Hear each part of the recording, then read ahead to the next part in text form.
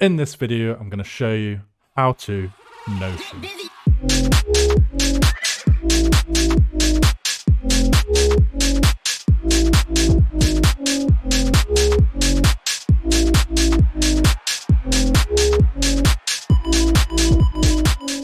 Let's start by looking at the drums. So I've deconstructed the first 16 bars of the drop, and the first 8 bars and the second 8 bars are slightly different. There's just a ride added in, which we'll go through later.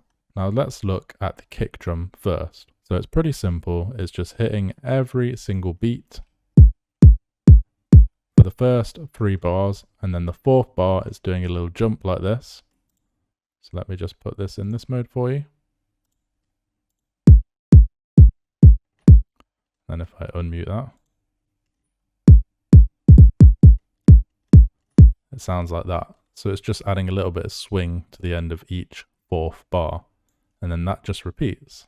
You'll notice here how I've added the ghost kick in a separate channel, not in the kick group, in the 4th bar. And that's just so it doesn't affect the sidechain on the bass, because the sidechain is currently hitting only on the start of each beat. So then I just put these ones in a separate channel, and then it doesn't affect the sidechain and it still sounds good. And then you might be wondering what this little thing is doing over here. So at the end of the 8th bar, the kick drum is not present. So I've just put a ghost kick drum in below here because that's activating my sidechain, which I'll show you later on the basses. So we want the sidechain to be consistent on the basses even when the kick isn't playing, so it doesn't sound out of place. So that's why that's there. Now let's look at the clap. So I've got one clap here, and there's just a saturator on it and a Saturn 2 on it, which looks like this, literally just on a little spice setting, which is from FabFilter Saturn Original. You can get the VST1 folder online if you don't already have it, and it sounds like this. And then we've got our reverb send down here, which is coming to this channel, which has just got a reverb and an EQ on, and that's just giving it a little bit of reverb, just to make it sound more wide. So that's just one really good clap sample. That's all you need if you find the right sample. And then let's have a look at some other claps I've got in here to give it swing. So if we just play them on their own, there's 2 more different claps in here that I've then shaped. So I've shaped it both ends, and I've put it on off mode here. So if I just zoom in on 16th mode, the 16 mode is here and here. And then if I go to 32, it's here and here. So it's like in between that. So I've put it on off mode and shaped it in between to give it more rhythm. And then I've got this little clap sample and I've shaped it so it's very small. And now if we play it, and then we've got another one down here. So we've got one in the 1st bar, one in the 2nd bar, one in the 3rd bar, and then a gap, and then it repeats. So if I zoom in on this, you can see it's just off beat again. And it sounds like this together.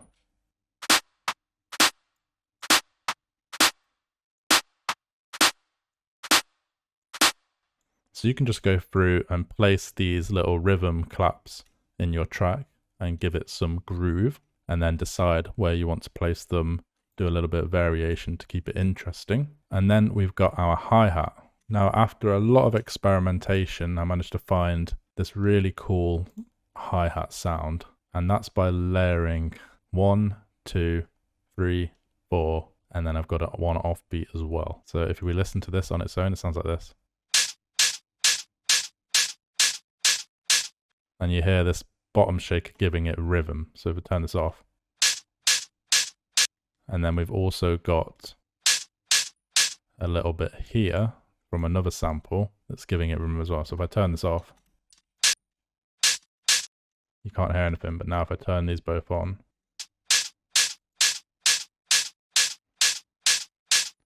so we've got a few layers of hi-hats to get that sound, and then we've got some extra rhythm on the end here, and that just repeats in between the kick and the clap every single time. So let me go through each hat sample for you individually so you can hear what it sounds like. This is the first one, this is the second one, this is the third one, this is the fourth one, and then this is the last one. And now all together, the first 8 bars of the drums sounds like this.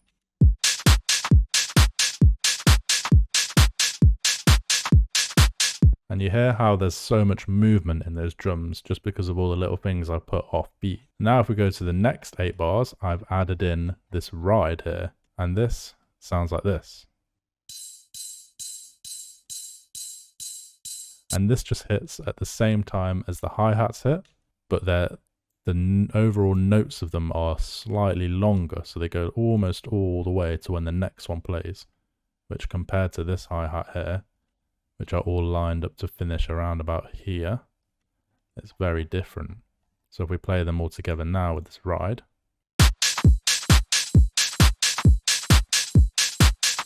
it just adds that extra movement that the track needs in order to keep it interesting. So now we've done all the drums, let's have a look at the drum bus.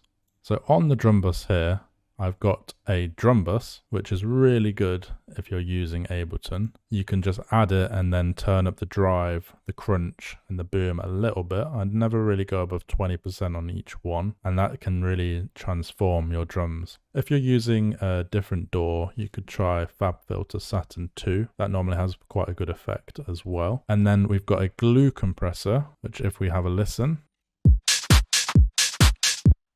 boost, I've just turned the threshold down a little bit and it's going to 2 dB on here, and then I've just done the makeup to match that, so 2 dB. Then I've got my attack pretty high and release pretty high, and that just kind of brings all the drums and molds them all together. And then we've just got a little saturator on the end as well. So I've just added this project into the bass production collection, which is available on my website, and it's got this project in. So if you're on Ableton, you can download this project. If you're not on Ableton, I've also included the FL Studio version. And if you're not on FL Studio, you can download the stems and the presets and recreate it yourself. And if you're already a student of the bass production collection, that's now available free of charge. All you need to do is log in.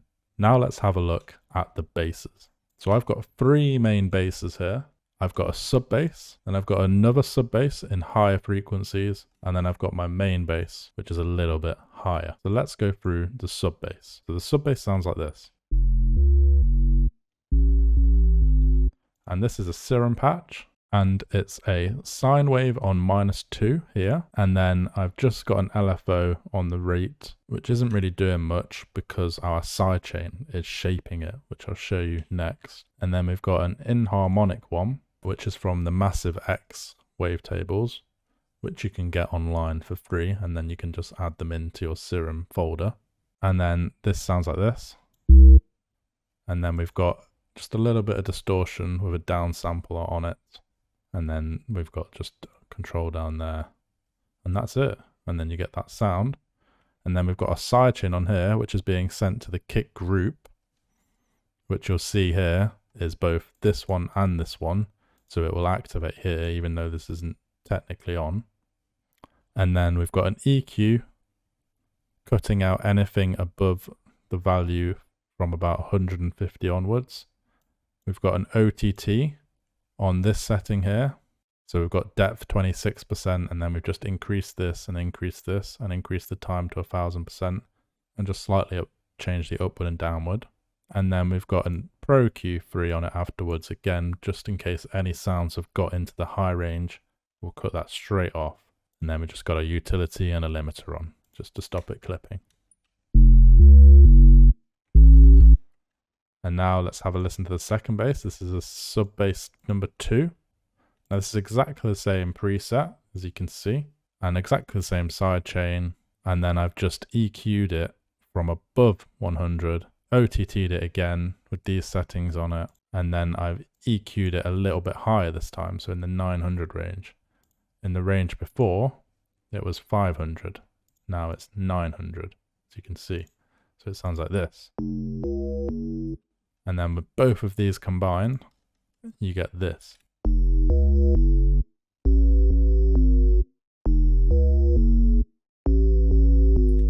And to me, that just builds more character than just having a sub on its own. So now we've got this sound,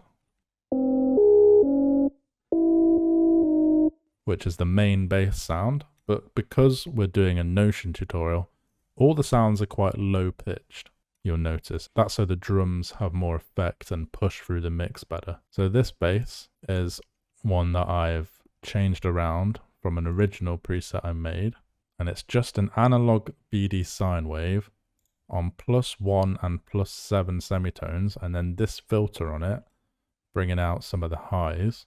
And then what we've done is put a sub on it here as well to bring even more character into it. And then we've gone onto the effects tab and added a compressor on the multiband setting. And we've not adjusted them. And then we've EQ'd this LFO to bring even more frequencies in this area and to try and like shape a sound, a unique sound. And it sounds like this. And I did try and like distort this as well to give it even more depth.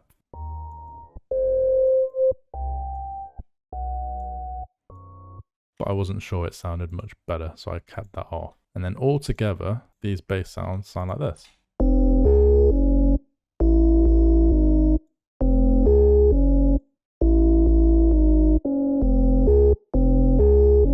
And then we've got an EQ on the bass bus, just getting rid of some of the muddiness. And then a Pro L2, just stopping it clipping. Now I've just gone in and adjusted some of these sounds because I noticed when looking at this, it was still clipping a little bit, even though this Pro L was on it.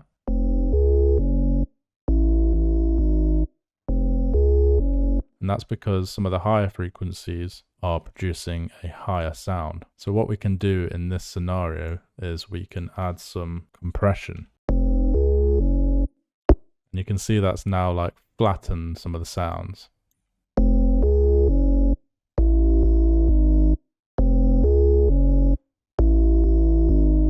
So now that should be more consistent when it's mixed with everything else. Let's listen to it without the effects.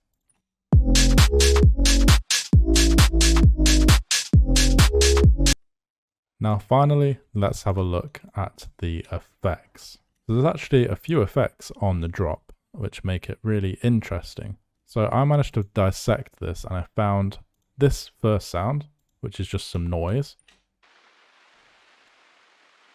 Some basic white noise, and make sure it's really quiet. As you can see, I've got -11 dB on here. And then I found this crowd cheering sound at a baseball game. And that just goes on for the whole 16 bars. And then I found this crowd cheering sound, just like a generic one. And I like looped it like that so it comes in when the kick drum comes in. So if you listen to it,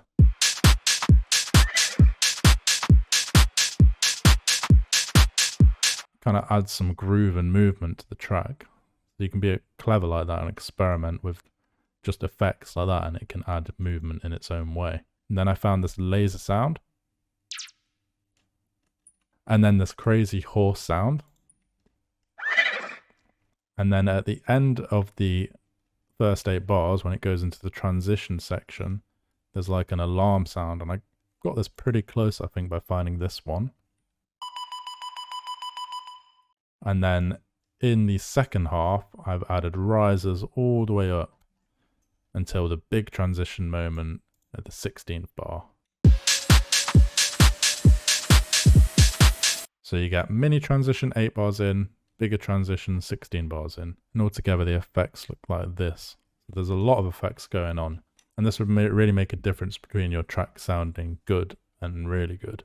So that is the drums, the bass, and the effects complete. Let's hear the final product. Get busy.